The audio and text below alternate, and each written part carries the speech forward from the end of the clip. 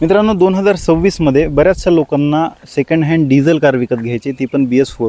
कारण असं आहे की ज्या BS6च्या डिझेल गाड्या आहेत त्यामध्ये तुम्हाला काही इश्यूज येतात, जसं की DPF रिजनरेशनचा इश्यू आहे. जर तुम्ही गाडी ती सिटीमध्ये जास्त चालवली किंवा स्लो स्पीडवरती जास्त चालवली तर गाड्यांचं जे DPF आहे, डिझेल पर्टिक्युलेट फिल्टर, ते चोक होतं आणि तुम्हाला त्या गाड्यांमध्ये DPF रिजनरेशनचा इश्यू फेस करावा लागतो. त्याचसोबत त्या गाड्यांमध्ये डिझेलसोबत जे ॲडब्लू आहे, ज्याला आपण युरिया म्हणतो, ते देखील टाकावं लागतं. त्यामुळे त्या गाड्यांचं जे रनिंग कॉस्ट आहे ते वाढतं. त्यामुळे बऱ्याचशा लोकांची जी सेकंड हँड कार मार्केटमधली BS4 गाड्यांची, डिझेल गाड्यांची जी डिमांड आहे ती वाढलेली आहे. आणि अशीच एक BS4ची डिझेल गाडी आज माझ्यासोबत आहे. ही आहे मित्रांनो 2019 मॉडेल हुंडाईची i20 1.4 CRDI डिझेल इंजिनसोबत. 1 लाख किलोमीटरपेक्षा जास्त या गाडीचं रनिंग झालेलं आहे. आणि आज ज्यावेळेला मी या गाडीला चालवतोय तर काय मला पॉझिटिव्ह या गाडीचे फील होत आहेत, ही गाडी नेमकी चालवायला कशी फील होते. त्याचसोबत जर तुम्ही सेकंड हँड कार मार्केटमध्ये गेलात डिझेल कार विकत घेण्यासाठी तर ही गाडी तुम्ही कन्सिडर करू शकतात का, काय गाडीचे प्रोज अँड कॉन्स आहेत, हे सगळ्या गोष्टी ज्या आहेत त्याच्या व्हिडिओमध्ये आपण डिस्कस करूयात. व्हिडिओ जो आहे तो शेवटपर्यंत नक्कीच पहा. तर गाडी इथे आहे सध्याला आणि इथे जर का पाहिलं ना थोडासा चढ आहे. इथे आपण गाडीचा जो ग्राउंड क्लिअरन्स आहे ना तो देखील टेस्ट करून पाहूयात. 170 mm गाडीचा ग्राउंड क्लिअरन्स आहे. आणि इथे जर का पाहिलं तुम्ही व्यवस्थित गाडी आलेली आहे. आता रिव्हर्समध्ये देखील टाकून पाहूयात.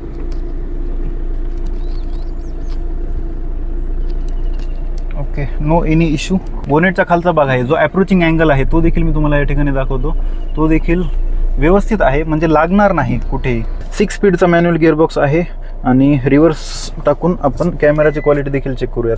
डायनॅमिक गाईडलाईन्स ज्या आहेत ना त्या मिळतात आपल्याला. आता जसं की मी स्टेअरिंग फिरवलं, आता ही जी पिवळी लाईन तुम्ही पाहताय ना येलो कलरची, मागच्या बाजूला गाडी कुठली डायरेक्शन गेली हे दाखवतो. आता परत जर का मी इकडे स्टेअरिंग फिरवलं तर ही अपोजिट साईडला जाते. ओके, तर रिझोल्युशन देखील चांगलं आहे. हलका फुलका इंजिनचा जो नॉईज आहे ना तो आतमध्ये येतो. आणि जर मी AC चालू केला, AC तुम्ही पाहू शकता या ठिकाणी चालू झालेला. AC चालू झाल्यानंतर पण काही खास जो इंजिनचा आवाज आहे ना तो आतमध्ये येत नाही. तर स्टेअरिंगविषयी विचाराल तर हे स्टेअरिंग आहे ना हे परफेक्ट हार्ड आहे, म्हणजे ना जास्त सॉफ्ट आहे ना जास्त हार्ड आहे. खूप जास्त सॉफ्ट दिला तो फील नाही येत चालवताना. स्पीड ब्रेकर्स आहेत पुढं. तर सस्पेन्शन देखील आपण टेस्ट करूयात. हलकेसे हार्ड साईडवरती दिलेले आहेत गाडीचे सस्पेन्शन. परत एकदा आलेला आहे मित्रांनो व्यवस्थित प्रकारचा खराब रस्ता. खड्डे वगैरे तुम्ही पाहू शकता.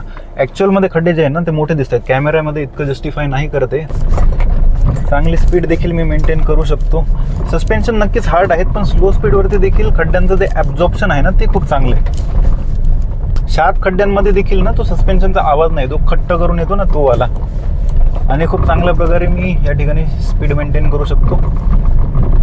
आता जसं की मी छोट्या मोठ्या खड्ड्यांमधून येतोय ना तर स्लो स्पीडवरती व्यवस्थित ग्रास्प करते गाडी. थोडीशी हलते नक्कीच हार्ड साईडवरती सस्पेन्शन दिल्यामुळे. आत्ता कारण की मी एकटाच आहे गाडीमध्ये. जर तुम्ही 3 ते 4 लोक बसून असाल तर गाडीमध्ये ना वजन येतं आणि त्यामध्ये अजून सस्पेन्शन जे आहेत ना ते चांगले परफॉर्म करतात. ओके, आणि स्लो स्पीडवरती गाडीची जी हँडलिंग आहे ना ती खूप ॲक्युरेट फील होते. सहसा तरी ही गाडी कुठं लागत नाही. इन केस जर का तुम्ही 5 लोक बसलात आणि डिक्कीमध्ये पण खूप सामान आहे, मागून सगळी दबून गेली आहे गाडी, त्या केसमध्ये मोठ्या खड्ड्यांमध्ये गाडी लागू शकते. किंवा मोठे जे काही स्पीड ब्रेकर वगैरे असतात ना त्यामध्ये गाडी नक्कीच लागू शकते. ओनरशिप विषयी जर का विचाराल, या गाडीचे जे ओनर आहेत त्यांनी ही गाडी सेकंड हँड कार म्हणून विकत घेतली होती. आणि ही गाडी विकत घेतल्याच्या नंतर त्यांनी गाडीच्या 3 सर्व्हिसिंग केलेल्या आहेत. तिन्ही सर्व्हिसमध्ये त्यांना जो सर्व्हिस कॉस्ट आलेला आहे तो 5,000च्या जवळपास आलेला आहे. त्यांनी सांगितलं आहे की या गाडीमध्ये म्हणजे त्या सर्व्हिसिंगमध्ये ऑइल चेंज आणि ऑइल फिल्टर, फ्यूल फिल्टर यासारखी जी नॉर्मल सर्व्हिस असते ना ती झालेली आहे. बाकी ॲज सच असा कुठलाही पार्ट जो आहे तो चेंज झालेला नाही आहे. समोर एक ट्रक चालला आहे, मला जर त्याला ओव्हरटेक करायचं असेल सिम्पली मी ॲक्सेलरेटर पेडलवरती प्रेस करतो, त्याला हॉर्न देतो आणि पाहू शकता खूप सिम्पली हा जो ट्रक आहे ना तो मी ओव्हरटेक केलेला आहे. ओव्हरटेकिंगमध्ये काही प्रॉब्लेम नाही आहे. गाडीचं इंजिन जे आहे ना ते खूप कॅपेबल आहे. आत्ता गाडी जवळपास 1,500 RPM वरती आहे. 4th गिअरमध्ये 50च्या स्पीडवरती मी चालवतोय. आणि फक्त जो टायरचा नॉईज आहे ना तोच नॉईज येते. इंजिन नॉईज असा काही खास नाही आहे कारमध्ये.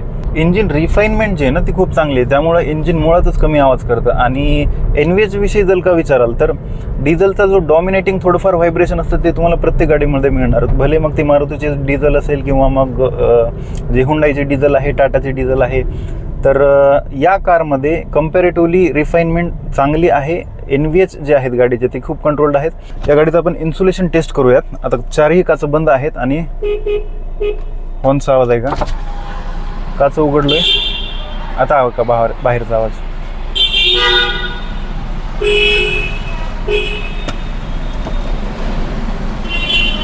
आता काचं लावलेत आणि सगळं सायलेंट. इन्सुलेशन दाखवण्याचा माझा उद्देश असा आहे की जर तुम्हाला ही गाडी सिटीमध्ये चालवायची असेल तर सिटीमध्ये बाहेरचा ट्रॅफिकचा आवाज गाडीच्या आतमध्ये किती येतो हे देखील आपल्याला कळायला हवं. तर इन्सुलेशन जे आहे ते चांगलं आहे. मी सेम ठिकाणी जी बलिनो आहे ना त्या गाडीचं देखील इन्सुलेशन टेस्ट केलेलं आणि बलिनोपेक्षा मला या गाडीचं जे इन्सुलेशन आहे ते चांगलं वाटलं. तर आता मी तुम्हाला दाखवतो गाडीमध्ये मिळणारा स्टोरेज स्पेस. ग्लो बॉक्स जर का ओपन केला तर या प्रकारचा काहीसा ग्लो बॉक्स आहे. मला वाटतं हा कूल्ड ग्लो बॉक्स आहे. या ठिकाणी तुम्ही पाहू शकता कूलिंगचं देखील ऑप्शन देण्यात आलेलं आहे. डोअर्समध्ये समोरच्या ही जी 1 लिटरची बॉटल आहे ती बसते. त्यानंतर इकडे छोटं मोठं जे सामान आहे ते देखील तुम्ही ठेवू शकता. इकडे देखील छोटं मोठं स्टोरेज स्पेस तुम्हाला मिळतं. हँडलमध्ये देखील तुम्ही छोटं मोठं जे सामान आहे ते देखील ठेवू शकता. आता पाहूयात मागच्या डोअर्समध्ये आपल्याला स्पेस जो आहे तो कसा मिळतो. हँडलमध्ये सेम जसं समोर मिळतं तसं मागे देखील मिळतं आणि 1 लिटरची जी बॉटल आहे ती तुम्ही इथे ठेवू शकता. त्यानंतर हे देखील तुम्ही छोटं मोठं स्टोरेज स्पेस जे आहे, कपडा असतील किंवा काही पेपर्स वगैरे असतील ते देखील तुम्ही ठेवू शकता. आतमध्ये जर का दाखवायचं झालं ना, आता हे जे सीट कवर्स आहेत ते बाहेरून बसवलेले आहेत, तर इथे देखील तुम्ही छोटं मोठं जे सामान आहे ते नक्कीच ठेवू शकता. गाडीच्या आतमध्ये पाहूयात सेंटर कॉन्सोलमध्ये आपल्याला काय काय मिळतं. सेंटर कॉन्सोलमध्ये देखील आपल्याला ही जी छोटी मोठी मोबाईल ठेवण्यासाठी जी जागा आहे ती मिळून जाते. इकडे मागे जर केलं तर 2 कप होल्डर्स देखील आपल्याला दिलेले आहेत. आर्मरेस्टच्या खाली देखील स्टोरेज स्पेस जे आहे ते बरंच लांब आहे, म्हणजे माझा पूर्ण हात यामध्ये जातो आहे.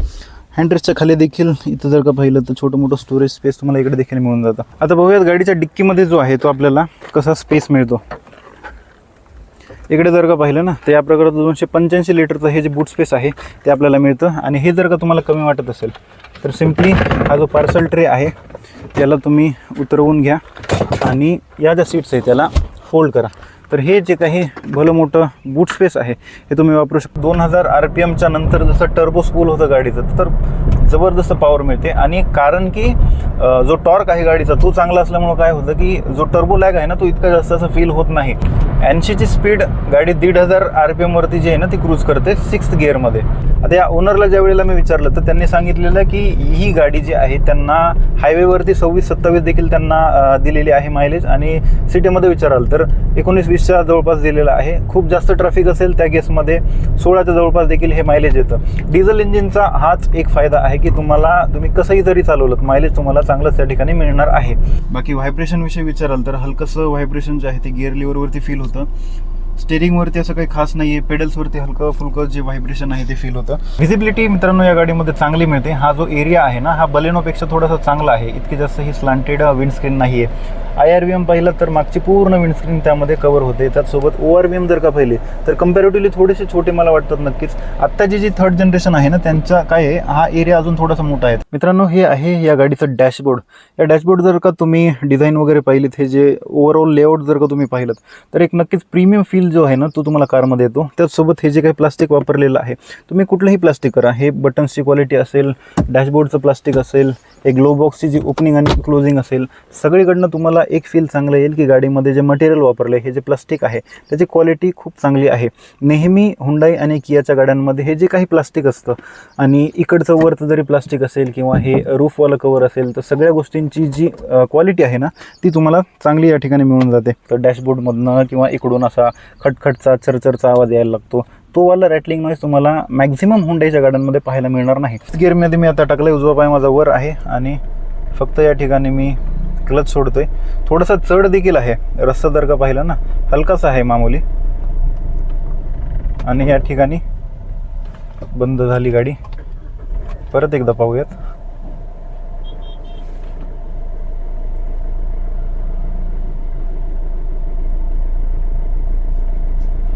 ओके,